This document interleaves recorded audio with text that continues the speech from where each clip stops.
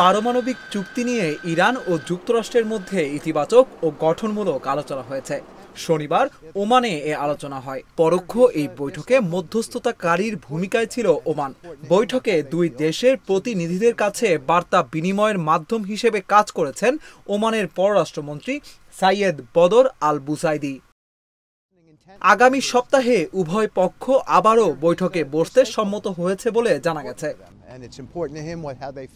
এর আগে মার্কিন প্রেসিডেন্ট ডোনাল্ড ট্রাম্প হুঁশিয়ারি দিয়ে বলেছিলেন, বৈঠকে যদি কোনো সমঝোতা না হয় তবে ইরানে সামরিক অভিযান শুরু করবে যুক্তরাষ্ট্র। ইরানের পররাষ্ট্রমন্ত্রী আব্বাস আরাকচি রাষ্ট্রীয় টেলিভিশনে বলেন, আমার মনে হয় আমরা আলোচনার রূপরেখার খুব কাছাকাছি আছি। আর যদি আগামী সপ্তাহে এই ভিত্তির বিষয়ে সমঝোতায় পৌঁছাতে পারি তবে সেটি একটি বড় অগ্রগতি হবে এবং আমরা সেই ভিত্তির ওপর বাস্তব আলোচনা শুরু করতে পারব।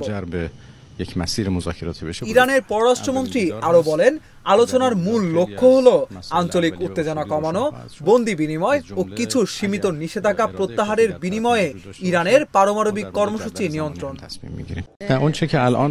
এদিকে হোয়াইট হাউসও এই আলোচনাকে ইতিবাচক বলে উল্লেখ করেছে। এক বিবৃতিতে হোয়াইট হাউস বলেছে, ট্রাম্পের মধ্যপ্রাচ্য বিষয়ক দূত স্টিভ উইটকফ, ওমানের নিযুক্ত মার্কিন রাষ্ট্রদূত আনা এসকোগ্রিমা এবং ইরানের পররাষ্ট্রমন্ত্রী ডক্টর আব্বাস আরাকচিকে নিয়ে অনুষ্ঠিত আলোচনা খুবই ইতিবাচক ও গঠনমূলক হয়েছে। চলতি মাসের শুরুতে এনবিসি নিউজকে দেওয়া সাক্ষাৎকারে ট্রাম্প বলেছিলেন, ইরান চুক্তিতে সম্মত না হলে তেহরানে বোমা হামলা করা হবে এবং এমনভাবে বোমা হামলা করা হবে যা আগে কেউ কখনো দেখেনি।